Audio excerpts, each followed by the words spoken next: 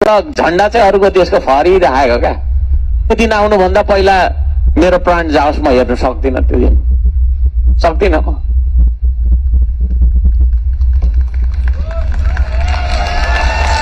त्यो देशको स्वाधीनता नै गुम्यो, देशै गुम्यो भने थुप्रै ठाउँमा हामीले देखेका छौँ नि, होइन? विकासको योजना देखाएर देशै लगिदिएको थाहा छ कि छैन हामीलाई? यतैतिर पनि छ, नाम नलिउँ, होइन? त्यो खालको हामीलाई पनि चाहिएको हो। भोलिको दिनमा इटहरी चाहिँ छ, राम्रो इटहरी, होइन? 6 लेनको बाटो, चिल्लो इटहरी, तर झन्डा चाहिँ अरूको देशको फहरिरहेको क्या, है?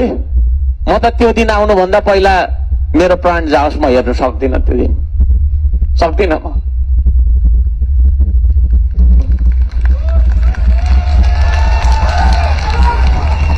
तपाईहरु सक्नुहुन्छ?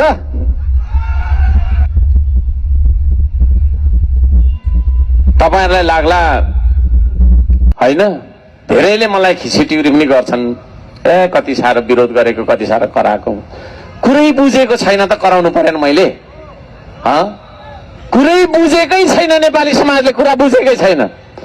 अझै पनि यो देशमा मासु र भातमा, हैन, 3 लिटर पेट्रोल 5 लिटर पेट्रोलमा भोट बेच्ने मान्छे हामी छौँ कि छैनौँ? अनि नखराएर भयो। यो देश बचाइराख्नु भन्दा ठुलो मुद्दाहरू केही पनि छैन हाम्रो लागि।